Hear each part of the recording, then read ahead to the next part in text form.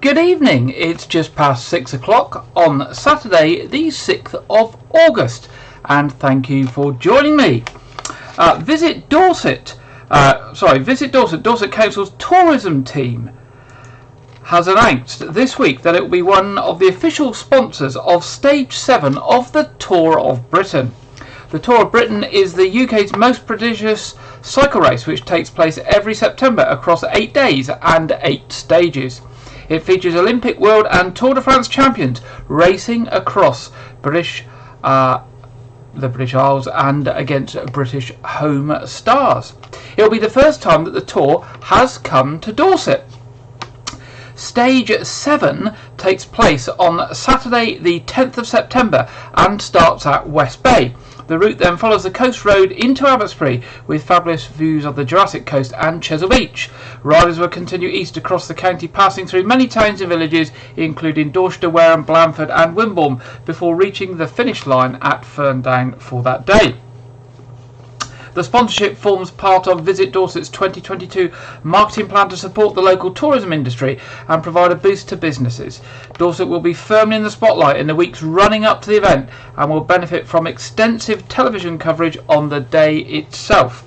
Visit Dorset will be making the most of this fantastic opportunity to highlight our beautiful county to a global audience. On the back of all the excitement generated around the race, the team will be promoting Dorset as a fantastic place to visit for all kinds of cycling breaks, from family days out to quiet cycle paths to off-road mountain biking. Now, the exact route basically comes into Weymouth area through Chickerell, South Hill, Redlands, Broadway, Littermore and leaves via Coombe Valley Road just before the Chalbury Corner turn. Now, if you want to see the detailed route, you can go to the Tour of Britain website at www.tourofbritain.co.uk, and if you just look at the tabs at the top of the page, you can find the route for each of the 8 days of the tour. It's going to be very busy, I think, and there'll be road closures and all sorts of things, but hopefully we'll get some brilliant TV coverage around that event. Now, West Dorset MP Chris Loder welcomed the Foreign Secretary and Conservative Party leadership candidate Liz Truss to West Dorset on Tuesday this week, following his endorsement of the Foreign Secretary as the next Prime Minister. Ms Truss came to West Dorset to speak to local Conservative Party members about the key issues affecting Dorset and the UK more widely, and to answer questions. The Meet Liz Truss event near Dorset attracted a fully booked venue of almost 200 people to listen to the Foreign Secretary. Now, the Lionesses, we all know what they managed to do last week, have been given pride of place for their Euro 2022 heroics on the side of a Great Western train. Football came home last weekend with England's glorious 2-1 extra time win over Germany at Wembley, and GWR has provided a lasting tribute to their triumph on Intercity Express train 800 316. Substitute Chloe Kelly scored a dramatic 110th minute winner to spark delirious scenes among a record European Championship crowd of over 87,000 people. Now, GWR Human Resources Director Ruth Busby has said the Lionesses have captured the hearts of the nation with their performances over the past month, and I'm delighted we are celebrating their Euro 2022 triumph on one of our Intercity Express trains. We at GWR have a long and proud history of celebrating great Westerners, past and present heroes from across our network, and the Lionesses are truly worthy of recognition for bringing football home in such a brilliant style. In June, GWR added the official Platinum Jubilee emblem to the side of its Queen Elizabeth II train as part of the celebrations to mark Her Majesty's 70 years on the throne. Other great Westerners have been recognised, including World War II codebreaker Alan Turing, Bristol civil rights pioneer Dr Paul Stevenson, and COVID-19 fundraising hero Captain Sir Tom Moore, and Welsh sporting legends Sir Gareth Edwards and John Charles. Now, staying with sport, Dorchester's Brewery Square has launched a range of free sports themed activities for shoppers every day throughout August. Visitors can bat away the heat and put their best foot forward in friendly competition as the square is installing a table tennis table within its central hub. Aerobics equipment will also be free to use between 10 AM and 4 PM every day during the month, and guests can tee up for crazy golf in the square every Tuesday between 10 AM and 4 PM. Exceptional young people in care were celebrated for their achievements at a special awards ceremony at Monkey World in Wareham this week. Young people were joined by their foster carers and social workers for the event. There were 4 main categories of awards handed out, with each nominee being given a gift bag and a certificate. Kai, who is the nominee for the award of Character and Resilience, said, "Recognition for children in care is very important. It is not the easiest route, so the recognition is really nice." Kai's foster carer, Cherry, said, "I think it's just great that the children are recognised for all of their perseverance. Any event that celebrates children in care is fantastic, and to hold the event at Monkey World makes it not so formal and makes it more relaxed event, which is welcome." Now, the 4 main categories of award delivered by the virtual school head teacher, Lisa Linscott, were Award for Qualification Success, Award for Significant Achievement, Award for Determination and Progress, and Award for Character and Resilience. In addition, there were 4 virtual school head teacher Outstanding Achievement Awards and another awarded by the Executive Director of Children's Services, Teresa Levy. These young people were nominated by their schools, social workers, foster carers and the virtual schools team. During the event, a presentation was given by the educational team leader at Monkey World, Annie, entitled "Why Families Matter," all about the organisation's fostering programme and the importance of families to the primates, held at the Dorset attraction. Now, on Tuesday the 2nd of August this week, at Poole Magistrates Court, Richard Dunn from Weymouth pleaded guilty to illegally dumping stones and gravel on a verge at the side of an unnamed road in Woodsford, Dorset, back in April last year. The incident was captured on a passing cyclist's head-mounted video camera. He reported the matter to Dorset Council and provided footage of the incident, as well as a supporting statement. The cyclist came round a bend in the road and passed a car that had stopped in a pull-in, where they saw Mr Dunn stood by the vehicle pouring something onto the verge out of a bag. After turning and cycling back, the witness noticed the couple getting back into the car. The cyclist called out, "That's not being fly-tipped, is it, mate?" To which Mr Dunn replied, "It's stones," before driving away. The witness reported the incident as a fly tip to Dorset Council and submitted the video footage for consideration. The video clearly showed the vehicle's number plate, enabling waste enforcement officers to contact Dorset Police and to find out the driver's address. Initial attempts to contact Mr Dunn in person were unsuccessful. When he eventually contacted the waste enforcement team, he confirmed he was in the area at the time of the incident, but claimed he had been out delivering leaflets. Mr Dunn claimed the boot of the vehicle had come open and leaflets had spilled out. At the time the cyclist spoke to him, Mr Dunn claimed he was clearing up the leaflets and denied fly tipping, despite being informed of the camera footage showing him with a bag and gravel at his feet. Mr Dunn was issued with a fixed penalty notice but failed to pay it. He was summoned to a court on Tuesday the 14th of June but failed to show up, resulting in a warrant without bail for his arrest being issued. Mr Dunn was subsequently arrested and appeared in Poole Magistrates Court this week, 2nd of August, where he pleaded guilty to violating Section 33 of the Environmental Protection Act.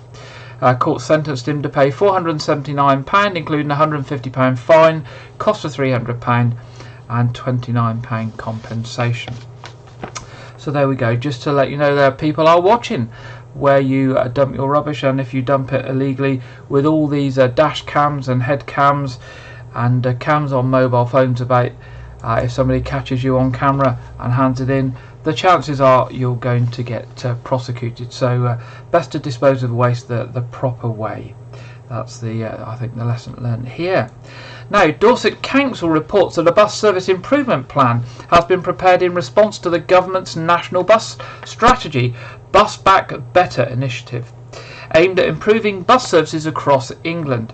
A refreshed document will be published early next year. Now, although the council's bid for bus service improvement plan funding in round 1 was unsuccessful, there will be future funding opportunities which will be applied for, and action those improvements outlined in the council's initial plan that can be found will be funded. The council has continued to work with the local bus operators to make improvements to the network within current budgetary constraints. The council now wants the community's help with a survey. The purpose of the survey is to seek further input from the public and stakeholders on their priorities for public transport, knowing that funding is limited. Dorset Council will be aligning these views with input from local businesses, tourism, health service providers and town and parish councils, as well as local transport action groups and other stakeholders. The survey, which is now live, runs until the 11th of September, and it can be found quite easy. The easiest way I found to find it is to go into the Google search and enter Dorset Council Bus Improvement Survey. So Dorset Council Bus Improvement Survey, and it'll take you right to the page where you can actually do that survey.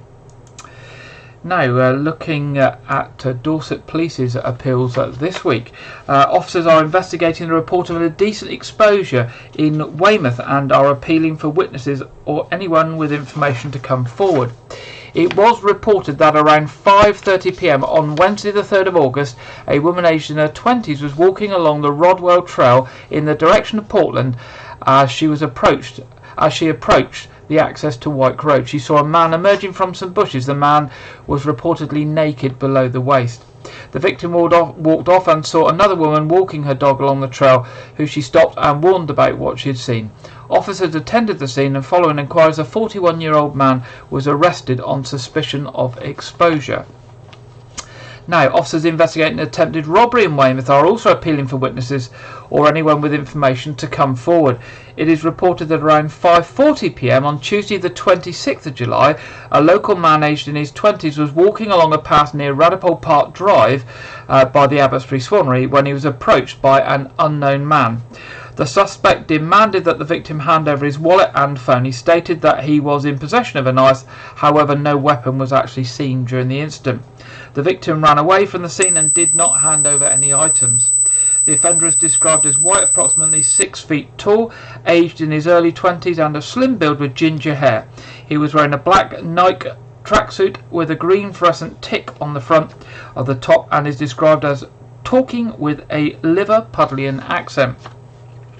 And another one. Detectives have launched an investigation into an alleged assault in Weymouth and are appealing for witnesses or anyone with information to come forward. Dorset Police received a report around 8:45 p.m. on Wednesday the 3rd of August of a disturbance at an address in Dorset Close. It was reported that a man had been struck over the head with a bottle inside the property and then thrown over some railings outside. The victim was taken to hospital for treatment to a broken jaw and lacerations to his head. Officers attended the scene and a 46-year-old man was arrested on suspicion of inflicting grievous bodily harm. Now, if you've got any information on any of those three incidents, if you've got CCTV footage, mobile phone footage or dashcam footage, anything that you think would be of help to Dorset Police, please give them a call on 101.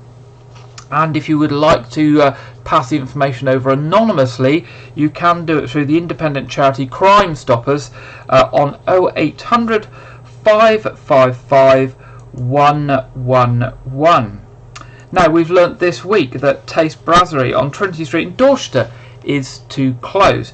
Now, they obviously also operate the cafe at the Chesil Beach Centre and at Dorset Museum, but the good news is that they have confirmed that neither of those are to close and both will remain open.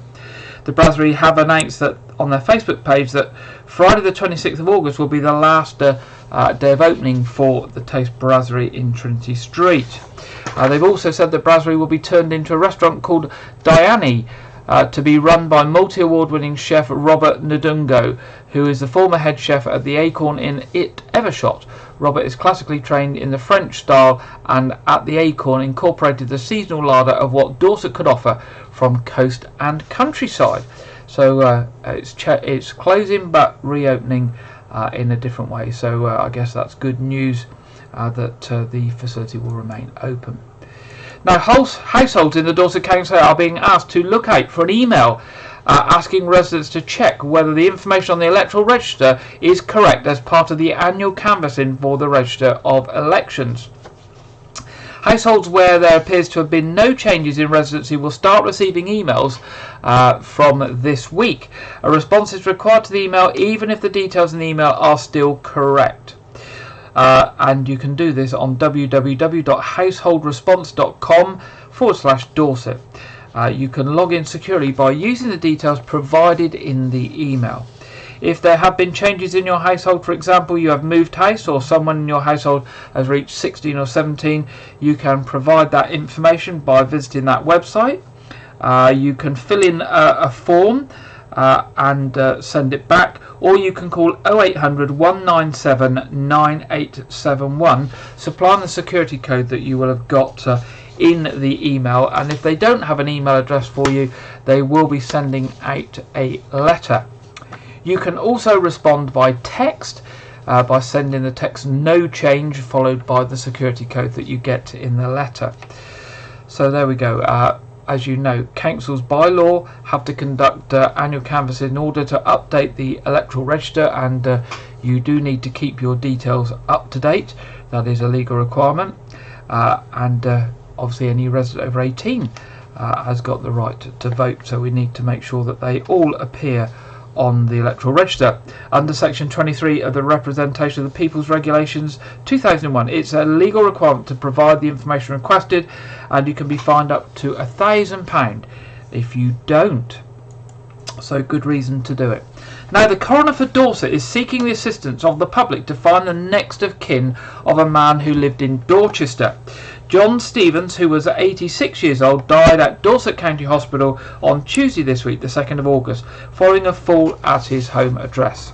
His death is not being treated as suspicious, and no police investigation is needed. However, the Dorset Coroner's offices are very keen to locate a next of kin.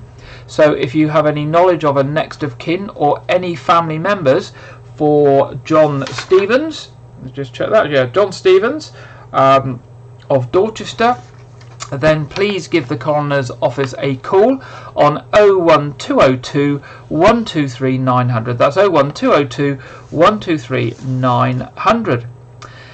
Now, are you looking to make a difference to people living in your community? Do you need some capital funding for your project? Well, Dorset Council recently launched a new grant to support not-for-profit community and cultural organisations to deliver new and improved facilities for local communities. There are still 4 weeks left to apply for round 2 of the grants. The next assessment panel is taking place next month, so applications to this round need to be completed no later than the 12th of September.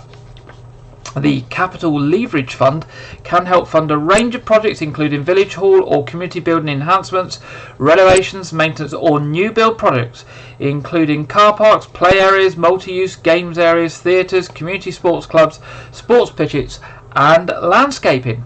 And you can apply for a grant of between £1,000 and £25,000 to fund up to 20% of the total project costs. Now, if you want more information on that, on the criteria, the aims of the fund and how to complete an application, then do pop along to the Dorset Council website. And if you need any help, email communities@dorsetcouncil.gov.uk. Now, the organisers of Weymouth Oktoberfest, who are West Dorset Campaign for Real Ale, are proud to announce the popular beer festival will return to Weymouth Pavilion Ocean Room on Friday the 7th and Saturday the 8th of October, after a break of 2 years. The festival is now in its 11th year at the Pavilion and has got more popular as the years have passed, with earlier festivals being in the Time Walk at Brewers Quay. This year's festival will showcase over 60 cask ales and ciders from all over Dorset, from Dorset brewers and cider producers. Customers can expect some of their favourite cask ales and ciders alongside festival specials and one-off brews. Tickets have gone on sale, and there's quite a few different places that you can get them, but probably the easiest one for me to tell you to get them from is the Weymouth Pavilion box office. So that's for the Oktoberfest there at the beginning of October.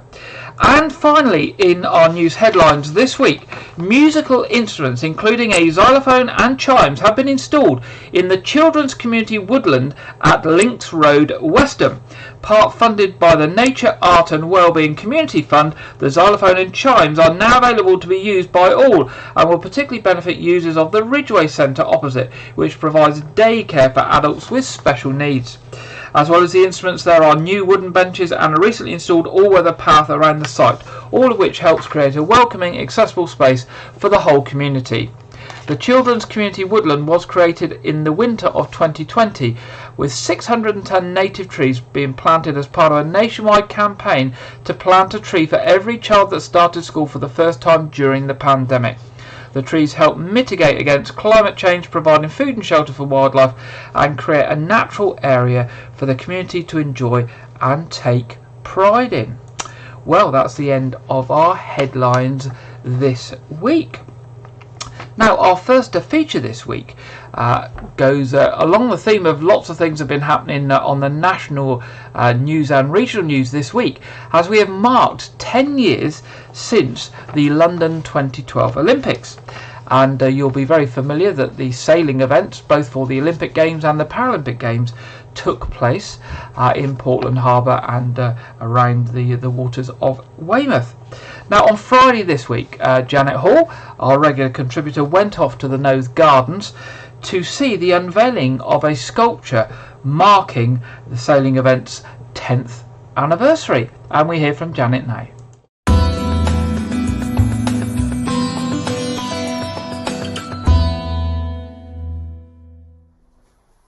Do you remember when the Olympic Games sailing events took place in Weymouth in 2012? Perhaps you went and watched.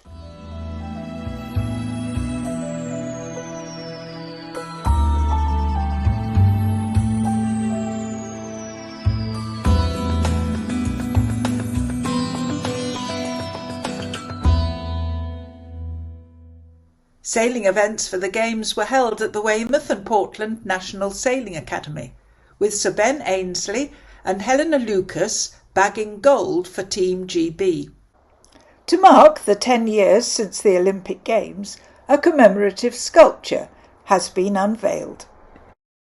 Brendan Merlas, a contemporary figurative sculptor, was commissioned by Weymouth Town Council and Dorchester Bates Art Development Company to create the design. The unique design features a boat styled on the one used by Sir Ben, in which he won gold for Team GB at the Games.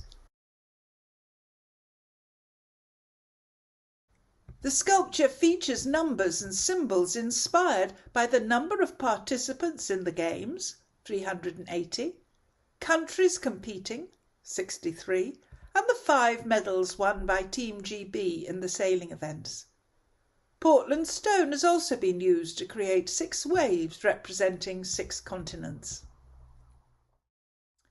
Councillor Anne Weaving, Mayor of Weymouth, hosted the unveiling at midday yesterday, August the 5th, at the Knowth Gardens. The entertainment and celebrate the official unveiling of this permanent piece of artwork. It marks the 10th anniversary of London 2012 Olympics and Paralympic sailing events that took place at Weymouth and Portland. I'm sure many of you stood up here and actually saw the racing. It's very memorable, isn't it? So it couldn't be in a better place. Yay!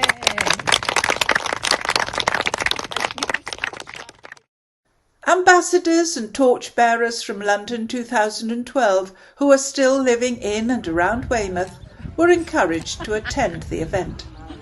Nice look at the echo photography. Mr. Merlas said, "I have designed my sculpture to celebrate the 2012 Olympic sailing events in Weymouth and Portland, to tell a positive story about the participants and how they came from all over the world to compete here. When people look at the sculpture from Knowth Gardens, it will silhouette against the sea where the sailing events took place."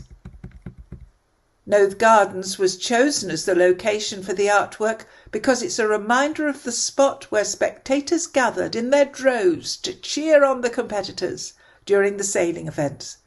It also provides the perfect backdrop for taking and sharing photos of Dorset's beautiful coastline.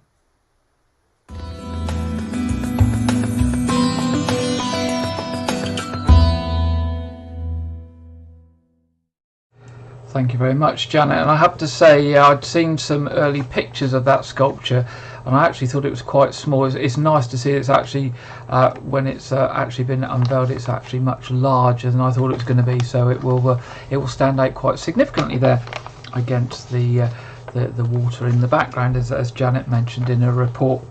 Now, our second feature this week, there's been quite a lot of coverage in the national media and in the local media over recent weeks about the continuing rate of fraud and scams, with people getting telephone calls and fraudulent letters and text messages. And it continues to be a problem, and a growing problem. So this week our reporter Lydia has been looking at a campaign being run by the UK financial industry called Take 5 to Stop Fraud. And we hear from Lydia now. Thousands of people fall victim to fraud each year, with those that come up with scams constantly coming up with new ideas to make people part with their money. There is an ever-increasing number of scams, and we all need to be on our guard all the time to be aware of being conned. Whilst sometimes it is possible to get your money back, consumers are losing millions of pounds a year with traps that are getting ever more sophisticated. UK Finance, which represents around 300 member firms across the industry involved in finance, acts to enhance competitiveness, support customers and facilitate innovation. They also work for, and on behalf of their members, to promote safe, transparent and innovative banking, and seek to ensure that the UK is the safest and most transparent financial centre in the world. They do this wherever possible by creating a hostile environment for criminals by working with members, law enforcement, government agencies and industry. UK Finance have introduced new procedures between police and bank branches to prevent vulnerable people falling victim to fraud. They have devised and delivered Take 5, a national awareness campaign about the risks of fraud.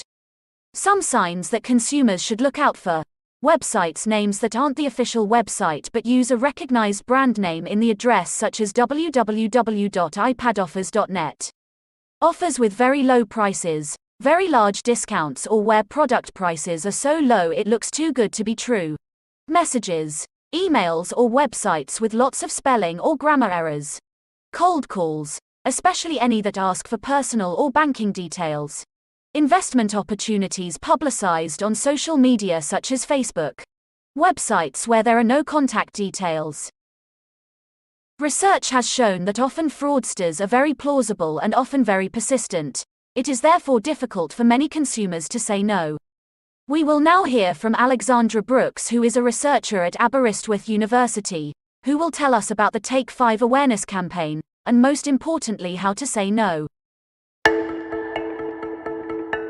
I wanted to talk to you today about the art of saying no to fraudsters that we're all encountering in our day-to-day lives. Fraudsters nowadays can be incredibly resourceful. They're targeting people using text messages, emails, telephone calls, social media posts, and messaging platforms. One of the most common things that we're seeing with these online scams is that they're using our emotions to actually trying to encourage us to immediately respond to that message. So these types of messages then are actually trying to play on our fear of missing out, or they're trying to make it feel like it's too big of a risk to actually just say no, or to just ignore the text call or email.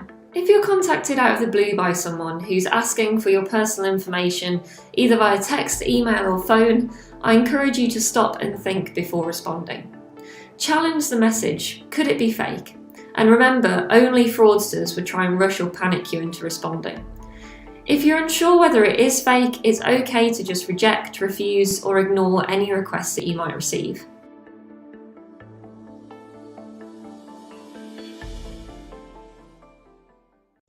So there we go, that's the Take 5 campaign, Stop, Challenge, Reject there. So thank you to Alexandra and of course Lydia for bringing that to us. Now it comes to that time in the programme where we have our weekly film review, and we now go over to our film reviewer, Andrew Wright. Welcome to the Wyke Regis TV film review and preview. I'm Andrew Wright. This weekend, Prey, the fifth film in the Predator franchise and a prequel to the film series, releases on Disney Plus internationally. Prey stars Amber Midthunder, hope I'm pronounced that right, famous for her roles in X-Men series Legion and Roswell, New Mexico, as a young Comanche warrior who protects her tribe against the alien predator. This film is directed by the director of 10 Cloverfield Lane, and a version of the film is expected to be available where the entire cast performs an all-Comanche dub of the film to provide historical authenticity. Prey hits Disney Plus on August 5th. Be sure to check it out. This weekend, the action thriller Bullet Train arrives in cinemas. The film hails from acclaimed action director David Leitch, who got his start doing stunt work before making a name as an action director with John Wick, Atomic Blonde, Deadpool 2, and Fast and Furious Hobbs & Shaw.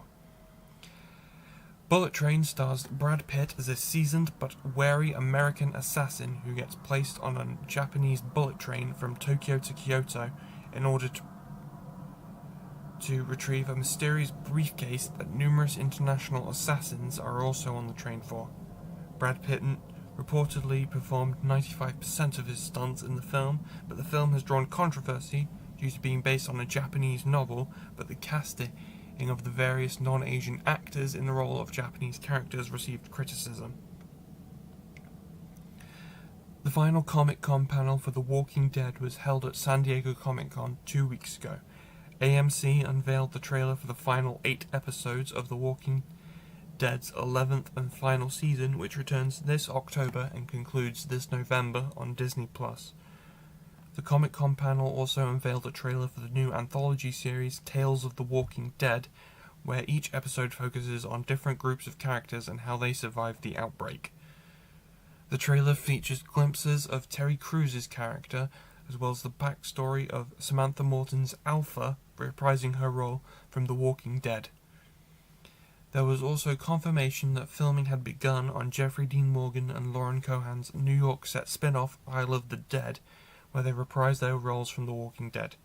But the biggest news out of the panel was that the intended film trilogy starring Andrew Lincoln that was in development hell due to the pandemic had been cancelled and redeveloped as a 6-part limited series starring Lincoln and Denai Guerrera, returning to their roles from The Walking Dead, and picks up where their storyline concluded on the main series. My movie pick this week is 2019's Ford v Ferrari, better known in the UK as Le Mans 66. The film stars Matt Damon, Christian Bale and John Bernthal, directed by James Mangold, and is based on the true story of how car industry titan Ford tried to develop a racing car to compete with Ferrari. Back when it came out, I went to see it in cinemas mainly due to the fact it's a racing biopic, as well as the involvement of director James Mangold, but I found myself completely blown away by the film, as I didn't know the events of the true story, so the ending completely surprised me, and as a Formula 1 fan, I thoroughly enjoyed the racing sequences, and I felt the film truly deserved the Best Picture Oscar nomination they received. I give this film 4.5 stars out of 5. That's all I have for this week, but be sure to check back next week where I will talk about the home video release of Sonic the Hedgehog 2. Now back to Gary in the studio. Thank you very much, Andrew, and look forward to hearing about Sonic the Hedgehog 2 next week. Now it's that time in the programme we go over to the Met Office for the national weather forecast, and this week we are joined by Alex Deakin. Welcome to your national weather update. If you're after rainfall, it's not good news, but if you fancy sunny spells this weekend, well, for most, you're in for a bit of a treat thanks to an area of high pressure that's slowly but surely toppling in across the UK. Northern Scotland, though, keeping with the cloud and rain and drizzle well into the evening. In fact, for most of the night across the Highlands and the western coast of Scotland, it's going to stay overcast with rain and drizzle and a fairly brisk breeze. But elsewhere, again, a fine Saturday night leading into a dry and sunny start to Sunday. England and Wales staying that way. A bit more cloud again, spilling into northern England, perhaps at times Northern Ireland and western Scotland, keeping some outbreaks of rain going through the day, mostly over the hills. I suspect mostly further east it'll be dry, and we should again see some sunny spells across northeastern parts of Scotland. Aberdeenshire could get up to 22 degrees Celsius, maybe even 23. And further south, temperatures more widely into the low 20s and perhaps 26 or 27 in and around the London area. So it is getting a little warmer through the weekend, and that's a trend likely to continue into next week. Weather fronts always close by to the northwest, but that high pressure system is likely to dominate through Monday, Tuesday and Wednesday, and day on day with sunny spells that will see the temperatures rising. And we could, as I say, after starting off fairly cool, see those temperatures ticking back up over 30 Celsius, certainly across the south by the time we get to Tuesday and Wednesday. We are going to see that warmer air returning, not tapping into the heat across Iberia at this stage, but it is going to get warmer and warmer, and temperatures, as I say, by the middle of next week in the south likely to be back into the low 30s. Keep up to date with the very latest throughout the weekend by following the Met Office across social media. Thank you very much, Alex. And let's have a look at the weather forecast for our area for this coming week. Well, following the national forecast, the temperatures building again during the week. Next weekend looks to be incredibly hot again. No rain or damp or anything on the horizon for at least 2 weeks. So the chance of your gardens and grass recovering is somewhat remote. Unfortunately, I have to say I should be glad when it cools off a bit and we get some rain. I'm not enjoying this hot weather too much at all. Okay, let's move to our What's On section now. Coming up at Weymouth Pavilion, 10th of August, the Dolly Show, a Dolly Parton tribute. 11th of August, the Wall of Floyd. 14th of August, Breathless, the Jerry Lee Lewis songbook. 17th of August, Little Chicks, it's a little mix tribute band. 18th of August, Nish Kumar. 21st of August, Catch Us If You Can, a musical extravaganza. And 25th of August, the Rod Stewart songbook. As ever, look online at the weymouthpavilion.com website or call the box office on 01305 783 225. Now, the Nose Fort this week, one update for you. Munch Mission, which was due on Tuesday, I think it was the 9th of August, I think that's Tuesday, has been cancelled due to unforeseen circumstances. So if you were going to that, do contact the Nose and don't just turn up. It has been cancelled, unfortunately. 15th of August is Jazz Rock and Blues session with Robbie McIntosh Band plus special guest Mickey B, the Night Owls, and that's also going to be repeated on the 22nd of August and the 29th of August. On the 25th of September, this is early notice, Pause for Fort is the first time that the Nose Fort is teaming up with the Dog Friendly Social and Watercombe Dogs to bring you Pause for Fort. Join them to celebrate the very best in dog-friendly businesses with the Dorset Dog Friendly Business Awards, followed by a dog show like no other with Watercombe Dogs. So if you're a doggy person, look out for the 25th of September, Pause for Fort. Now, Royal Manor Theatre have released that they're gearing up to get back on stage with a bunch of amateurs. The superb love letter of a play to amateur dramatics written by Nick Newman and Ian Hislop of Private Eye and Have I Got News For You fame is going to be terrific apparently, and that's going to be running the week of the 17th to the 22nd of October. They're fast practicing and rehearsing that at the moment. And also the joint production of The Hardy Shorts by Rose and Anne-Marie Goldthorpe and supported by Royal Manor Theatre has now been completed. The films will hold their premiere at the theatre in November. In fact, it will be on the 19th of November, and they say it's been a great privilege to be part of this and give the opportunity for members to be involved. So look out for that, 19th of November, and a bunch of amateurs 17th to the 22nd of October. Now, also, if you're looking for something to do for the family and a bit of fun this coming week, Lucky Pigeons is on this week from Dorset Arts Reach. With a mix of impressive acrobatics, absurd and extravagant theatre, empathetic and funny stories, juggling, clowning, and a pinch of satirical spice and puppetry, a cast of 7 Lucky Pigeons will perform daring aerials and acrobatic feats in this soulful story. And it's going to be, where's it going to be? It's going to be at Lytton Cheney Hall Grounds on Saturday the 13th of August and Stourbridge Hall Grounds on Sunday the 14th of August. So do have a look at the Arts Reach website. They have got lots going on all the time, but specifically a lot going on over the summer period for children and families. And that's to be welcomed, obviously. Next Saturday, the 13th of August, there's a classic car display from 11 a.m. to 4 p.m. at Abbotsbury Gardens. So if you like the classic cars, then Abbotsbury Gardens next Saturday, 11 a.m. to 4 p.m. is the place to go. Now, church services this weekend in Wyke. Regular services tomorrow, 8 a.m. at All Saints Church, communion service. The second service of the morning is 9:45, being the first Sunday of the month, and it's the family-friendly Cafe Church, which is a short non-communion service starting with breakfast at 9:30. 11 o'clock there's a service at St Edmund's Church at Lane House. Other things coming up this week, obviously we've got our quiz this evening. Starts at 7:30, the stream goes live at 7:15, and Friday night this week at 7 p.m. And repeated next Sunday at 4 p.m. will be the August edition of Gardening with Clive Gray, our gardening programme produced by Clive Gray, who has been working with us and supporting what we do as we support what he does for the last year and a half or so. So Clive's based over in Kent, and he does this regular gardening programme, which I have to say is very interesting. Got lots of useful tips for the garden, how to deal with weeds, how to build things, new projects, all sorts of things. So look forward to seeing that this Friday at 7 p.m. and repeated next Sunday at 4 p.m. Moving on to traffic and travel. Roadworks this coming week. Roadworks with traffic control. Traffic lights Chickerell Road and Grove Road. Other roadworks in Leeds Crescent, Lodge Way, Portland Road, Wardcliffe Road, Mitchell Street, Goldcroft Avenue, Park Street, Colton Road South, Milton Terrace, Dale Avenue, Coombe Avenue, Moorside Close, Greenway Close, Fairfield and Rex Lane, and Guernsey Street.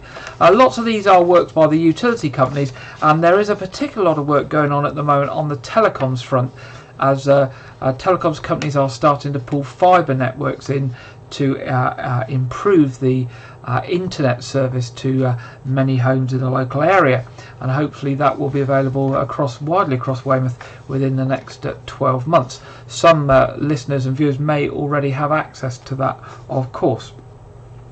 Now, rail travel, there is no pre-notified works affecting services from Weymouth this weekend or for the week ahead, so that is good news. So that brings us to the end of this week's programme. Don't forget our quiz. In just over half an hour the stream will be going live, and the quiz starts in about 45 minutes. If you have any stories or information or events coming up and you want to contact either myself, Janet or Andrew or Lydia, do drop us an email to news@wykeregis.tv. We are always pleased to hear from you. If not, do enjoy the rest of your weekend. Do watch that hot weather and the hot weather for the week ahead, and we look forward to being back with you Saturday next week at 6 o'clock. Good night for now.